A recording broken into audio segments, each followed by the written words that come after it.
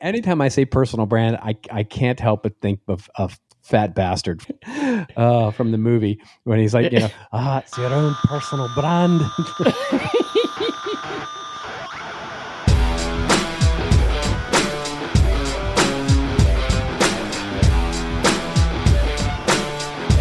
Hello and welcome to the Rose and Rockstar from the Rockstar CMO Effing Marketing Podcast and the Marketing Podcast Network. I'm your host, Ian Truscott. I'm not a rockstar, but I am a CMO. Well, more on that at the end of the show.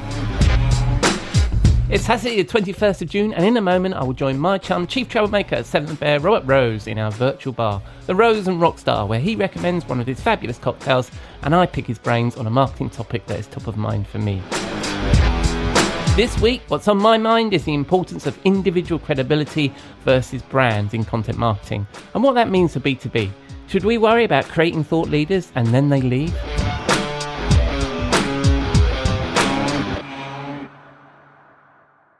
But first, we need to pay the bar tab. I'll be back in a moment. We'll be right back. After this word. We'll be right back. After this word. When it comes to relevant content, you may have heard Jeff and me talk about the multis on this show. Multi-channel, multi-device, multi-persona, and multi-language. On that last one, let me ask, how confident are you that your content actually connects in every market?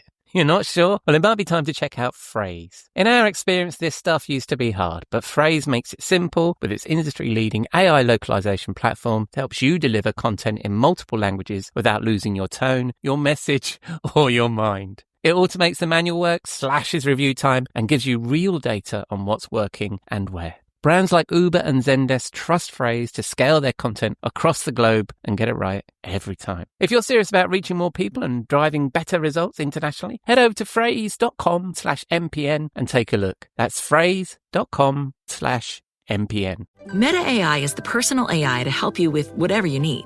Plus, it meets you where you are. Not only is Meta AI now an app, but it's also on the apps you already know and love. Facebook, Instagram, WhatsApp, and Messenger. Plus the Ray-Ban Meta glasses. It's easy to access wherever you are. So whether you're talking or texting, Meta AI is convenient to use throughout your day. Experience our newest AI that's tailored to you by downloading the Meta AI app. Try the Meta AI app today on the Apple App Store and Google Play.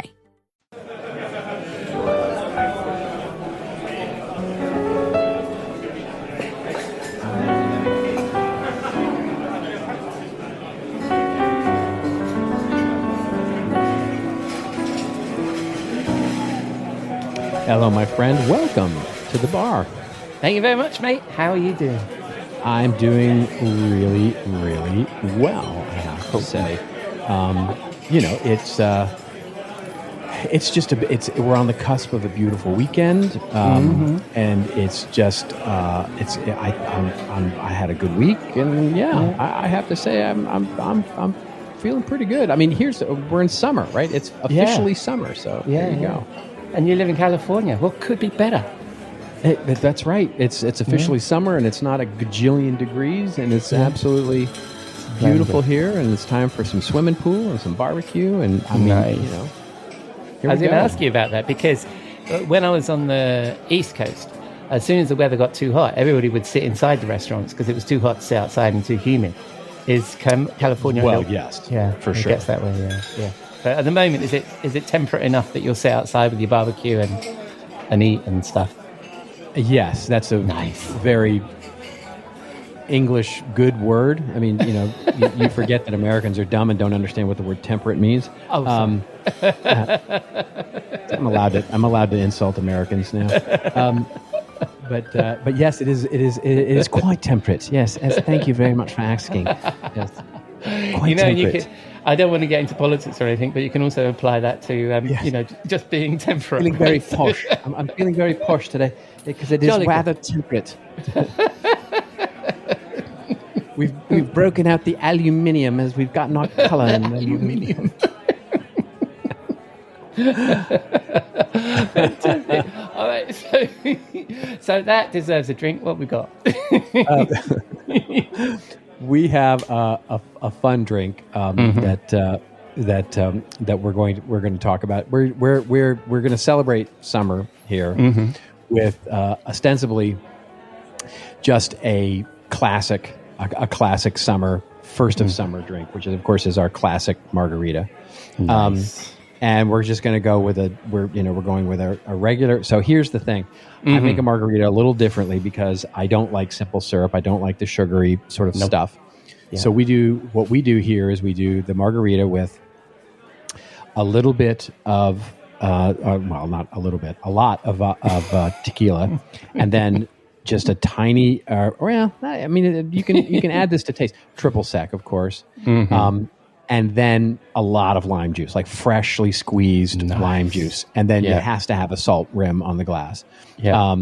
And you do just lime juice, a little bit of triple sec, no margarita mix, none of that bottled crap that has all the sugar in it, and all that kind of stuff. Just you'll be so much better off with and you will not get a headache from this. It's just the best. So that's our classic margarita to kick off summer. Nice. I like the classicness, and I also knew that when you said something is a classic, that it would have that Robert Rose specialness about it. And I think this is just about the classic ingredients, isn't it, rather than fucking around with it. It's just fresh ingredients, right? I mean, It's just, I hate the, I hate the whole sugary mix thing. I really prefer mixers that don't have extra sugar in them, because that's what gives you the headache, right? Whenever you're drinking cocktails, what gives you the headache or gives you the bad hangover the next day is all the sugar that's in the drinks. And so, in so many ways, it's like artificial sugar in fruit juices or in soda or anything like that is what to me ruins a great cocktail. So it's just fresh juice whenever you can get it, and it's tastier, and then just add more liquor, right? I mean, exactly. Just more liquor for tasting, rather than sort of putting in mixers. Yeah, it's like I love a gin gimlet, which is just like gin and lots of lime juice, and I just think that liquor and lime juice is just, right? Yeah, lovely. Yeah. Nice, man. So while we're sipping on these, I have a question for the bar this evening. One of the things I've been seeing, you've talked about this. I've also seen Anne Handley talk about this, and I think, one week maybe we won't talk about AI, but I am going to raise the topic of AI again. I do apologize. But I think what we're seeing is like this the importance of individual credibility of content, because we're seeing so much, fake generative AI. Now it's in video. And that one of the things that stuck with me, I referred to Anne Handley just now, when she talks about email marketing and email newsletters, and she's been saying this for years, I think, is to her, the from line is more important than the subject line, in that who it comes from is as important as the subject itself. And I think that is, and I think you and Joe touched on it on your podcast a few weeks ago as well. And also what I was reading today was, I think it was Mark Cuban was saying about the importance of in-person conferences and meetings, and because video is going to get so faked that actually the authenticity of being in the presence of another person is going to start having a real value. So I want to ask you what you thought about that, and I also wondered what it meant for B2B brands, because we're typically a company, right, sending out a newsletter or something like that. So I thought I'd explore this with you, mate. So what's your initial thought on that? I think you've got a confluence of things that are going on. I'm not sure I would pin this directly and only on AI, although it certainly has a lot to do with it. I think in so many ways, it's the confluence of AI for sure, but plus the rise of, we talk a lot about social media, right? And how the social aspect of media is really being removed. And what we're seeing now are the sort of rise of social media as just plain old broadcast media, but driven by individuals rather than brands. Yeah. And so that's the second piece. And then the third piece, if you look at it and say it's really the demise because of the sort of democratization, if you will, across social media as the main media platform, and the demise of mainstream media as a platform, which is requiring big media brands, and probably most notably in the news, like literally from everything from the BBC to New York Times to Wall Street Journal, where the reporters themselves are who we're following. And as that starts to happen, you start seeing those reporters. They've got their own podcasts. They've got their own. They've got their own Substacks. They've got their own. So those three things, sort of in concert as a confluence, means that we're, as a culture, we're putting much more trust and loyalty, or brand affinity, if you like that word better, into the people who may or may not represent a larger brand, right? So, in other words, I follow the writers at the New York Times. I don't follow the New York Times, right? The New York Times just happens to be an aggregator, almost like, and it's fascinating if you think about this from a brand lesson for a moment. We used to, one of the main lessons that you and I learned when we were learning marketing in business school is are you a house of brands or are you a brand house, right? Yeah. And for so many years, what you had was media companies were a brand house, right? You were, you basically trusted the New York Times or the Wall Street Journal or NBC News or BBC or the Guardian or whatever it was. And basically underneath that were writers, and some of them would become famous and maybe get on TV or something like that. But and they would maybe even break away when they became that famous. But they would just basically go to another mass media, right? So some famous reporter for the Guardian now becomes a reporter for the BBC, right? So it mattered not, right? And even if you think about it from an entertainment perspective, you think about shows, right? We used to really identify with networks. And again, coming back to the your BBC versus CBS or NBC or even Fox or MSNBC, as a culture, we used to follow the brands. And now what we don't, we follow the individuals within that. So we like Jon Stewart, or we like, somebody like that, right? We follow the personalities within the brands. So in many ways, media has become a house of brands and the individuals within that become brands themselves. That's where trust is being built. So you sort of couple that idea where the individual, that's what Anne means when the from line is more important than the subject line, because you start trusting who is actually sending you the email, kind of independent of on whose behalf, and the rise of influencer into that and all of that. And then you start layering it, right? All the way from giant influencer all the way down to your micro influencers, which are your employees and your salespeople and your executives and all those kinds of things. So the rise of the individual as brand, 100%, that is a trend we can observe. Yeah. And the challenge, I think, and I see this in my sort of day to day, is it's a bit like that phrase, what happens if we train our people and they leave? And then what do you do? And the converse of that is, what if you don't train them and they don't, right? There's something in that, in terms of if you're running a content strategy in a large B2B organization, the individuals are going to get more trusted than your brand. So therefore you then need to invest in promoting those individuals as thought leaders. And then what do you do if they leave? So how do you think B2B brands should work with this idea of this rise of the individual? Do you mean how do they rise together, or? Yeah, exactly. So, I mean, if the basic premise of this is if I'm doing B2B content marketing, I need spokespeople from within my business who are going to present the idea, right? I can't present it as a brand. And typically you've seen, like, there'll be the, Adobe website, Adobe newsletter on it's by the editorial team. Whereas, we in content marketing try and promote that it's from this person and we build the creds of that person. But that leaves you a little bit vulnerable to if they leave and they take that credibility somewhere else. So I don't know, when you're working with your clients, do you get that objection, and how do you handle it? You bring up two really excellent points. Oh, good. Which is I know it's a rarity, but one is rare. I don't know. Yeah. One is your allotment for a temperate meeting, and so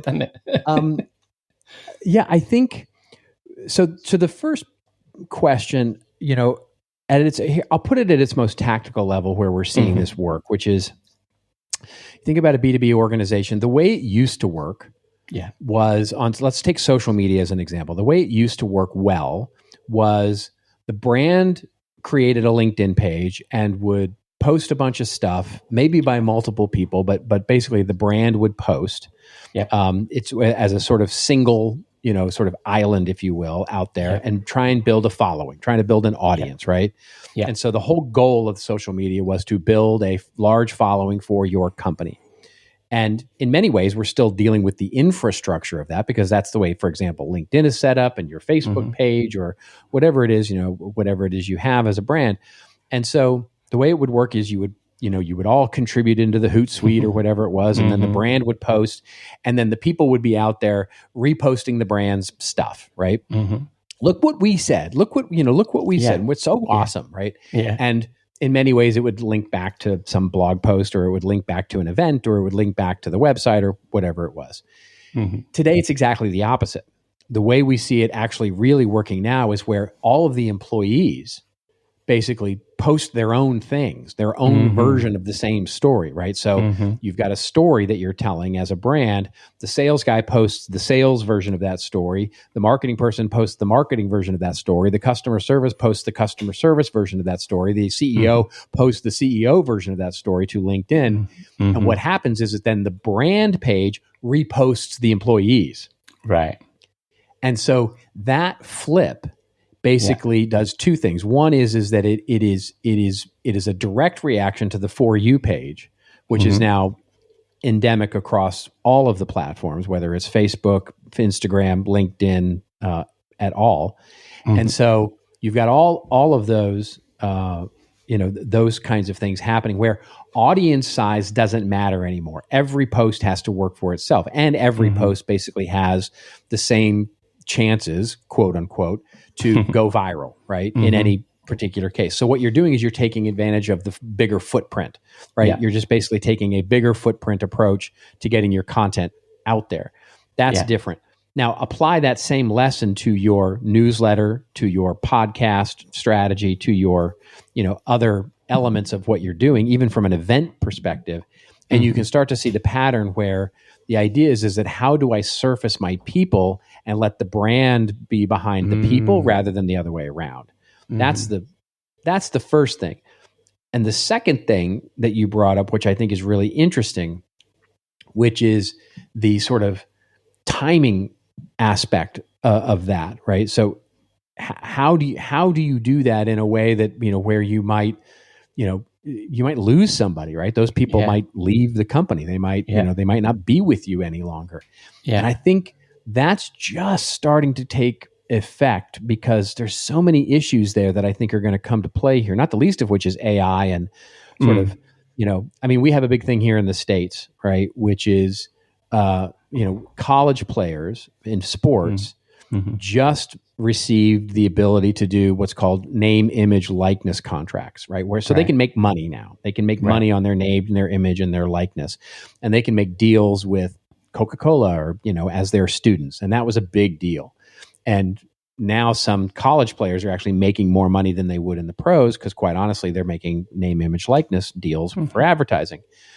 I think we're going to start to see the same thing with employees and knowledge work as well, where influencers will become employees of companies, but the employment contract itself will have a name, image, likeness clause to it, either instigated by the employee or instigated by the company to say, hey, we have rights to use your face, your voice, your likeness in putting out our stuff, even when you're not an employee anymore, or from the employee side, basically, once I'm not an employee anymore, you can't use my face and image and likeness anymore.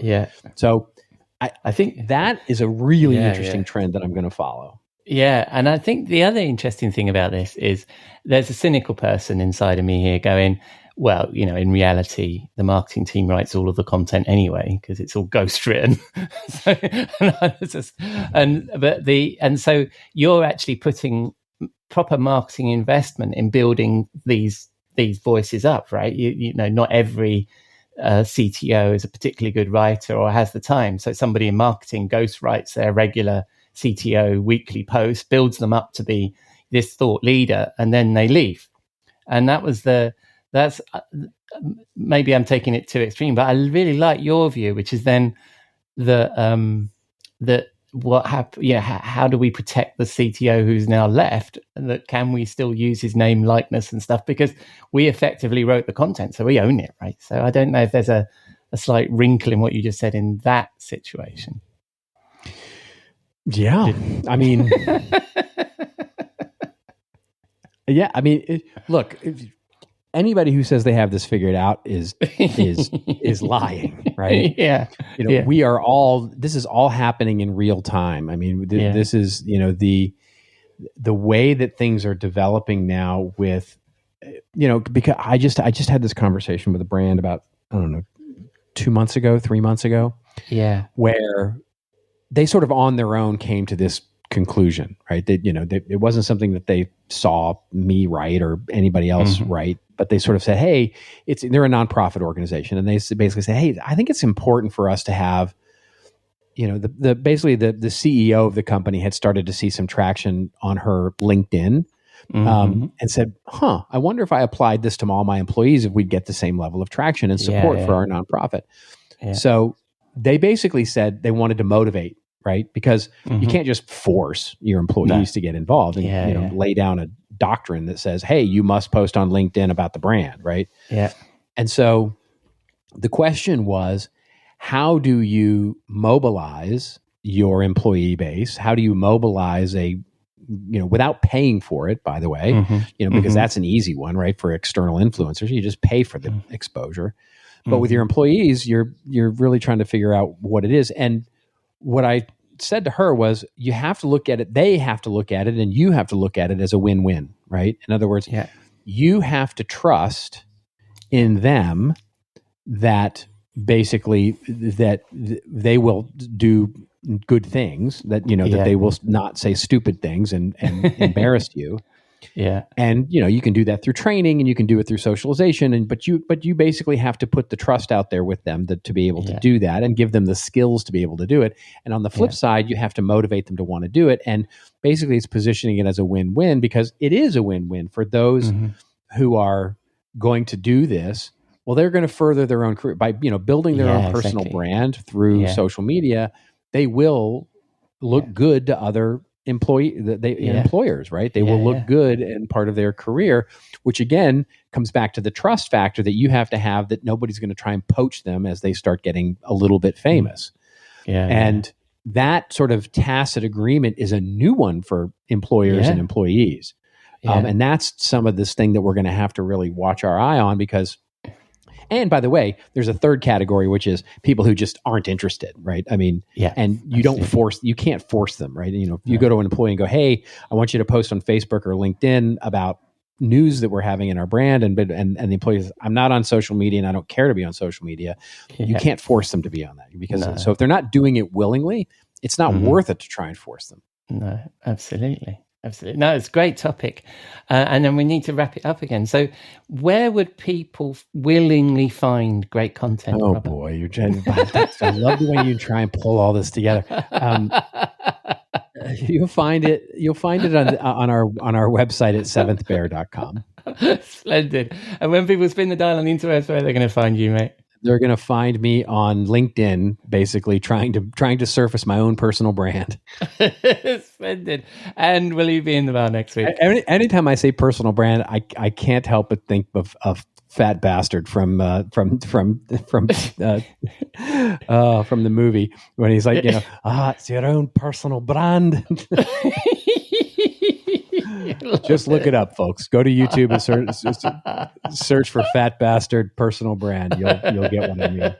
Mike Myers doing a Scottish accent. Yeah, I love it. You within the editorial policy of Rockstar CMO, Fat Bastard absolutely works. Thank you very much. And you'll be in the bar next week. I will indeed. I'll see you then, mate. Cheers. Thank you, Robert. Always a pleasure. And of course, the Fat Bastard quote comes from Austin Powers. Thank you for listening this far. I hinted at an update of me being a CMO at the start of the show, and yes, I'm still fractional CMO for the wonderful folks at Donut Analytics, but this week, with my partners, I just launched Velocity B, an advisory firm for growth stage B2B tech businesses. I would love for you to check it out. It's velocity-b.com or search Velocity B on LinkedIn. Links in the show notes, of course. Speaking of the show notes, you can find them at rockstarcmo.com, and I'll include Robert's links alongside links to our newsletter, blog, and all of our previous episodes. Coming up this week on Rockstar CMO FM, Jeff and I will be discussing budget benchmarks on Wednesday, and on Saturday, Robert will be back in the bar. In the meantime, just remember, as Huey Finn said in the film The School of Rock, you can't just say it, man. You've got to feel it in your blood and guts if you want to rock.